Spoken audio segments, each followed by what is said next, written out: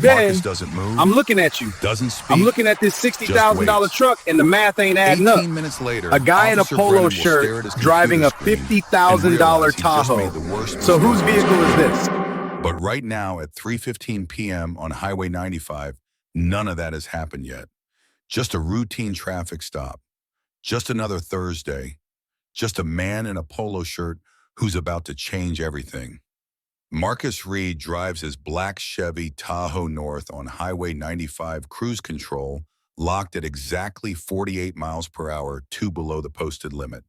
His right hand rests light on the wheel, left arm draped over the console, where a manila folder sits stamped in bold red letters, DOJ classified. He's heading home from federal court, downtown testimony wrapped early, thinking about dinner with his 19-year-old son tonight. The AC blasts cold against the afternoon heat. Traffic flows smooth, trucks in the left lane, sedans scattered in the right. Everything legal. 2 cars back. Officer Todd Brennan sits in his patrol cruiser scanning vehicles ahead. His eyes land on the Tahoe's glossy black paint and government-issue tint. Black male. Expensive ride. 3 o'clock on a Thursday. Something doesn't sit right. Brennan flips on his lights without running the plates, without checking for violations, just a gut feeling that a guy in a nice SUV in the middle of a workday deserves a closer look. Red and blue strobes flash hard in Marcus's rearview mirror. Marcus exhales slow through his nose, checks the speedometer one more time. He flips his right signal, ties the Tahoe onto the gravel shoulder in one smooth motion, drops all 4 windows to full open, kills the engine, places both hands at 10 and 2 on the steering wheel. Eyes forward, no sudden movements, no reaching for his wallet, no phone in his hand. Just compliance textbook perfect. Exactly the way he's trained hundreds of federal agents to behave during traffic stops. Have you ever been pulled over for absolutely no reason? Behind him, Brennan's door swings open. Boots crunch across loose gravel. The officer walks slow, taking his time. One hand resting near his duty belt, where his Glock sits snug in its holster. A small red light blinks on Brennan's chest body camera, recording every second. Brennan doesn't look at it, doesn't think about the evidence he's creating. He reaches the rear of the Tahoe and slaps his palm hard against the tail light, loud, sharp, territorial. Then he steps up to the driver's window, stands a little too close, stares down through dark sunglasses at the man who's done absolutely nothing wrong. Everything stops. Brennan stands at the driver's window for 15 full seconds without saying a word. Just stares down through his reflective sunglasses at Marcus, waiting for nervousness, fidgeting. Excuses, anything guilty people do when authority shows up. Marcus doesn't move, doesn't speak, doesn't break eye contact with the road ahead. Finally, Brennan breaks the silence. You have any idea why I stopped you today? Marcus keeps his voice level, respectful, calm. No, Shibby, I don't. Brennan shifts his weight glances at the leather interior, the spotless dashboard, the expensive center console. Whose vehicle is this? Mine, sir. Brennan lets out a short laugh, not friendly, more like disbelief mixed with something uglier. Right, So what do you do for work to afford a truck like this? Marcus knows the law better than most attorneys sitting in federal courtrooms. He knows an officer can't demand employment information during a traffic stop unless it's directly relevant to a specific violation. So he stays silent. Brennan's face flushes, red jaw, tightening hand dropping closer to his gun. I asked you a question, pal. Marcus turns his head slightly, makes eye contact for the first time. Am I being detained, officer? That question, calm, legal, precise, hits Brennan like a slap across the face. His entire body goes rigid. Step out of the vehicle, now. Marcus unbuckles slowly, telegraphing. Every movement opens the heavy door and unfolds his 6'3" frame out onto the gravel shoulder. When he stands to full height, broad shoulders filling out his navy polo, Brennan takes an involuntary step backward. Fear flashes across the officer's face for just a second. He wasn't expecting this size, this presence, this calm. But fear in men like Brennan doesn't make them retreat. It makes them dangerous. He covers the moment by jabbing his finger toward the rear of the Tahoe, voice cracking into a shout. Back of the vehicle, hands on the truck, whoa. Marcus walks slowly to the tailgate plants, both palms flat on the hot metal surface, spreads his feet shoulder-width apart. 50 yards behind them, a commercial truck driver, who pulled over out of curiosity, reaches up to his dashboard and flips on his forward-facing dash cam. He's seen this movie before. Brennan follows Marcus to the back, positioning himself at an angle where he can watch both hands. Where are you coming from? Where are you headed? What's in the vehicle?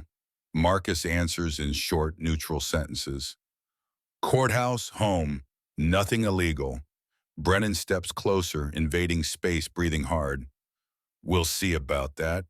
He starts the pat down, not professional, not procedural, but aggressive hands slapping hard against Marcus's legs, moving up his sides, shoving into his pockets with unnecessary force.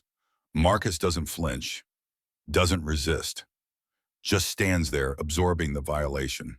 Brennan yanks out Marcus's wallet, his phone, his keys, and hurls them onto the roof of the Tahoe where they clatter against metal. Then he leans in close, so close his breath hits Marcus's neck, and whispers in a voice meant only for the two of them. Guys like you are always hiding something, and I'm going to find it. Is this legal? Fourth Amendment of the Constitution says no unreasonable searches, and this is textbook unreasonable, built on nothing but bias and a badge. Brennan steps back, wipes sweat from his forehead, stares at the Tahoe like it owes him an apology. He didn't find a weapon, didn't find contraband, didn't find anything to justify the stop. But he's too deep in now to back out, too committed to the narrative he's already built in his head, that Marcus is dirty, that this truck hides secrets, that his instinct is always right. The body camera on his chest blinks red. The dash cam in the patrol car records. The truck driver's camera captures the whole scene from behind. 3 angles, 3 witnesses, all catching every illegal second. Brennan doesn't notice. He's too busy staring at the Tahoe, too angry that compliance looks like defiance in his mind, too proud to admit he made a mistake. Marcus remains silent at the back of his vehicle, hands still on the tailgate, waiting. He's been trained for situations exactly like this. Stay calm, follow orders, document everything, survive the encounter. Let the evidence speak later. But Brennan isn't done escalating. Not even close. Brennan walks back to the driver's side door, plants his boots wide, and announces his next move like it's already decided. I'm searching your vehicle. Marcus turns his head just enough to project his voice toward the body camera microphone clipped to Brennan's chest. Officer, I do not consent to any search of my vehicle. The words come out clear, deliberate, loud enough that the camera catches every syllable.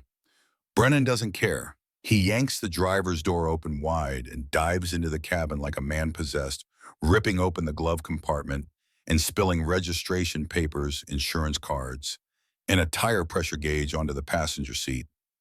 He tears into the center console, next dumping loose change pens, charging cables onto the floor mats, then grabs those mats and yanks them up with both hands, checking underneath for hidden compartments that don't exist. Sweat drips down his face, soaking into his collar. His hands move fast, frantic, desperate, searching for anything to justify what he's already done. Then his fingers land on the manila folder sitting in plain sight on the passenger seat. He grabs it, flips it open, eyes scanning the header, stamped in bold red letters, Classified Department of Justice. Brennan skims the first page legal jargon, case numbers, federal court references, none of it registering in his brain because he's not looking to understand, he's looking to dismiss. He lets out a mocking laugh, shakes his head like he just caught someone in a lie. Playing lawyer, huh? That's supposed to impress me. He tosses the folder back onto the seat, pages scattering. Then he keeps going. 8 full minutes. Brennan searches under seats behind headrests, inside door pockets, through the rear cargo area, pulling out a gym bag filled with workout clothes and a half-empty water bottle. That's it. No drugs, no weapons, no stolen property, no contraband of any kind, nothing. The Tahoe is spotless, legal clean in every way that matters. Brennan stands in the open-door, chest-heaving shirt, drenched in sweat, staring at the interior he just destroyed like it betrayed him personally. He slams the door shut with both hands.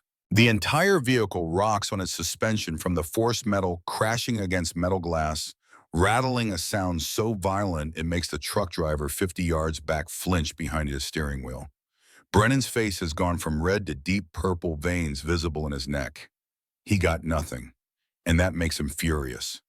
Marcus stands at the back of the Tahoe exactly where Brennan left him, hands still flat on the tailgate, posture unchanged. But inside his mind, he's not thinking about the violation or the illegal search or the Fourth Amendment rights being trampled. He's thinking about his son, 19 years old, sophomore studying criminal justice at Howard University, a kid who got pulled over 4 times last year for driving, while black, no tickets, no warnings, just stops that ended with suspicious questions and hostile stares. Marcus had told him, stay calm, follow commands, document everything, survive first, fight later. Now Marcus has to live those words himself. He has to set the example. He has to show his son that you can be right and still stay alive. So he doesn't move, doesn't argue, doesn't give Brennan the excuse he's hunting for. But Brennan doesn't need an excuse anymore. He's going to create one. He storms back toward Marcus' boots, kicking up gravel, jaw clenched tight. You're under arrest for disorderly conduct and obstruction of an officer. Marcus hasn't raised his voice once, hasn't resisted, hasn't moved from the position Brennan ordered him into. But facts don't matter to Brennan right now. Only pride, only saving face, only punishing Marcus for being right when Brennan was wrong. Brennan grabs Marcus's wrist and twists it violently behind his back, yanking the other arm to follow. The metal handcuffs come out fast, clicking onto Marcus's wrists. With brutal force, Brennan squeezes them down as tight as they'll go, ratcheting past snug into pain, the steel edges biting into skin and cutting off circulation. Marcus's jaw tightens, but he doesn't make a sound. Brennan shoves him forward, one hand pressing hard on the back of Marcus's head, forcing him down and steering him toward the patrol car like he's a violent criminal instead of a federal agent who's done nothing but comply. Marcus has to duck low, twist his shoulders, fold his 6'3" frame into the cramped plastic cage of the back seat. The space smells like sweat, vomit, industrial cleaner, years of misery baked into vinyl. Brennan slams the door shut. The lock clicks. Marcus sits in the heat with his hands cuffed painfully behind him, deep red grooves already forming where the metal digs into his wrists. Type accountability. If you believe every single officer in this country needs a body camera, because without that little red light blinking on Brennan's chest right now, none of this would ever see daylight. Are you still watching this? Type watching if this story matters to you, because what happens in the next few minutes will define whether justice is real or just a word we pretend means something. Marcus stares straight ahead through the wire mesh divider, watching Brennan walk back to the front seat. Chest puffed out, moving like a man who just won a fight instead of a man who just destroyed his own career. Everything's on camera, every illegal question, every unconstitutional search, every false charge. All of it recorded in high-definition timestamps stored on a server Brennan can't delete. He just doesn't know it yet. Brennan climbs into the driver's seat of his patrol car, pulls the doors shut, and twists the AC dial to maximum. Cold air blasts across his sweaty face. He leans back in his seat, lets out a satisfied breath, feeling like he just took another criminal off the streets and made his city a little bit safer. He's humming under his breath some tune from the radio earlier as he flips open the laptop mounted on his dashboard. The screen glows blue in the afternoon sun. He pulls Marcus's driver's license from where he tossed it on the passenger seat, squints at the name and date of birth, then pecks them into the National Crime Information Center database with two fingers.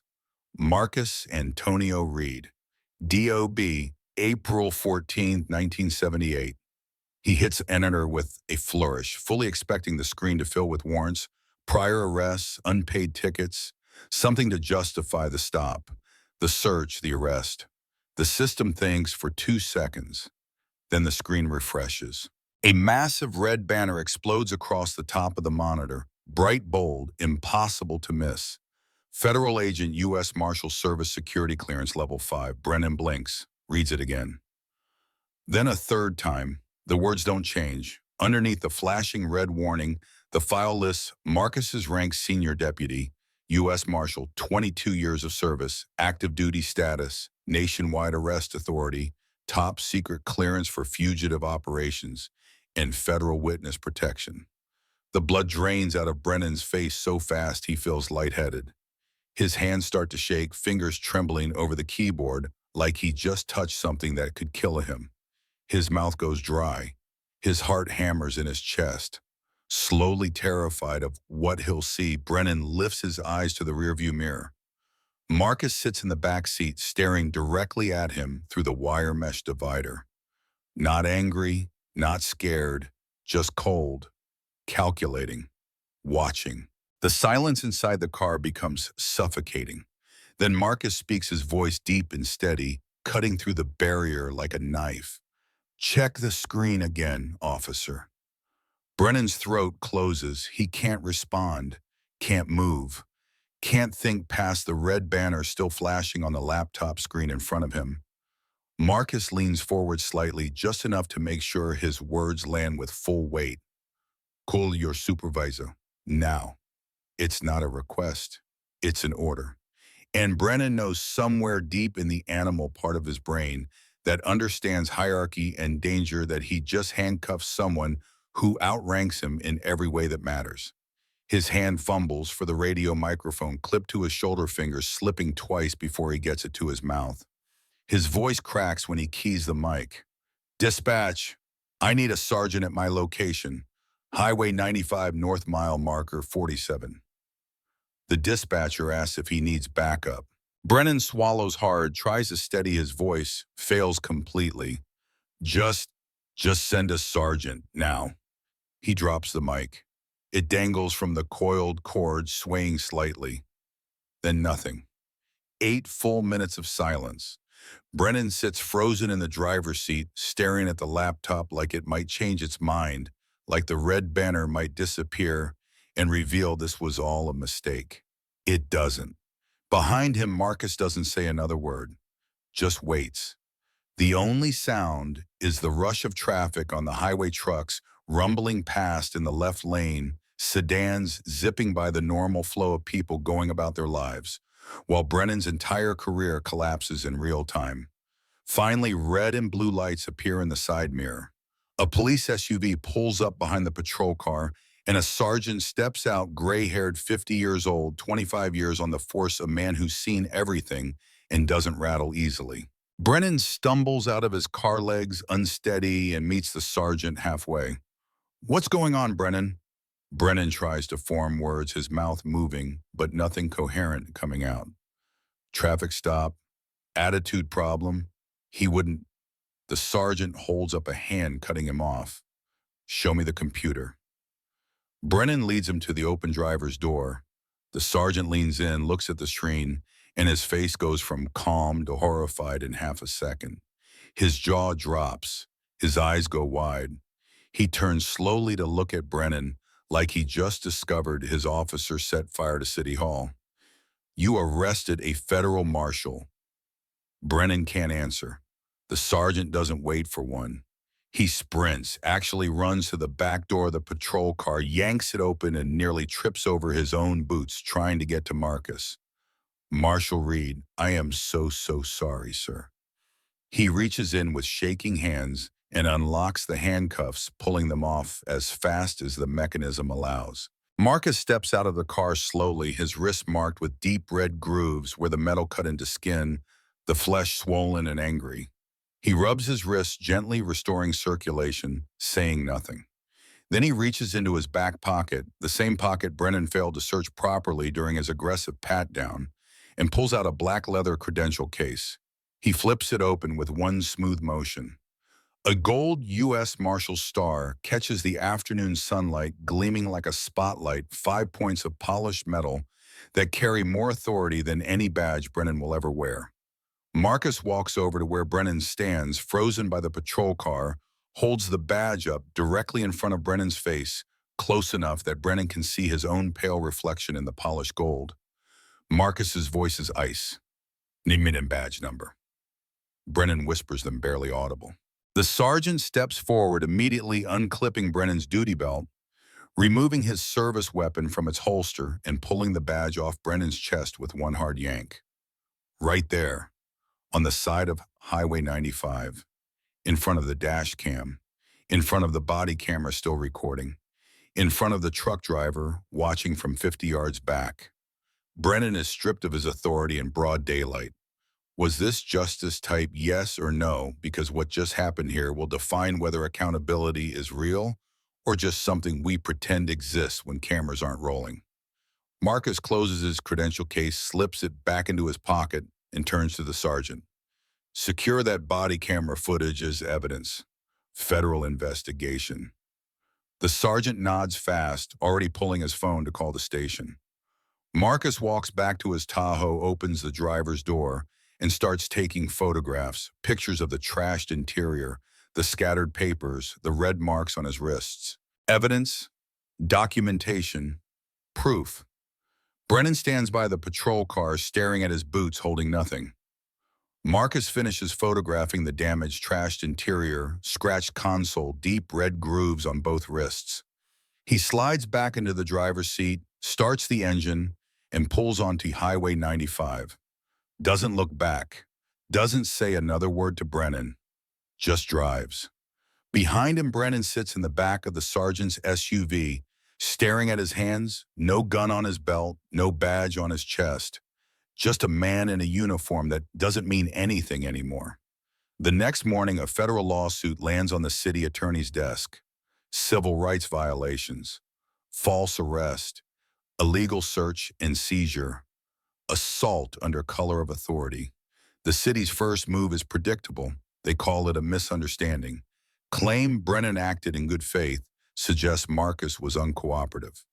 Then Marcus's legal team schedules a deposition and brings a laptop. They press play. The body camera footage rolls in high definition, Brennan demanding to know what Marcus does for work, the illegal sir tearing through the Tahoe, the classified folder tossed aside with the mocking laugh, the handcuffs ratcheted tight enough to cut skin. Every second time-stamped, every word recorded, every violation undeniable. The room goes silent. City attorneys glance at each other, pens frozen over notepads. Nobody argues, nobody disputes. Internal Affairs pulls Brennan's personnel file and finds what the city should have caught. Years ago, 12 formal complaints over 3 years.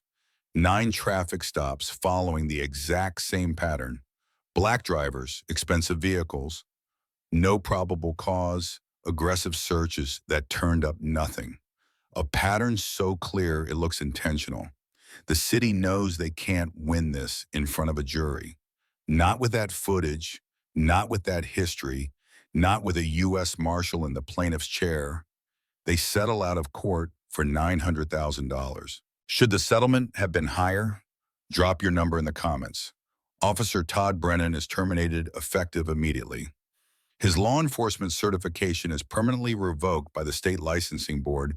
He's barred from working in any police department, sheriff's office, or federal agency in any state across the country. His career in law enforcement is over, not suspended, not on administrative leave. Over. Marcus takes the settlement money and does something the city never expected. He establishes the Marcus Reed Legal Defense Fund, a nonprofit providing free legal representation for people who can't afford to fight back against unlawful police conduct.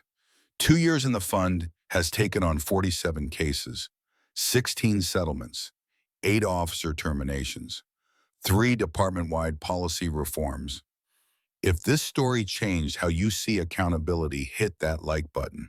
Marcus still drives his black Tahoe down Highway 95 North. Same route, same time of day, same federal court appearances. But something shifted. When patrol cars pass him, officers check their speed, keep their distance, wave instead of stare. Word travels fast in law enforcement. Everyone knows the story. Everyone knows the name. Everyone knows the man in the polo shirt isn't someone you profile, harass, or underestimate. He's the one who fought back and won. 2 years ago, Officer Brennan made a choice on the side of this highway. He saw a black man in an expensive truck and decided guilt before evidence. He searched without consent, arrested without cause, used his badge as a weapon instead of a responsibility. And the body camera he forgot was recording caught every single second. That's the only reason this story has an ending. Subscribe for more stories where justice doesn't just talk, it delivers. What case should I cover next? Drop your suggestions below. Thanks for watching.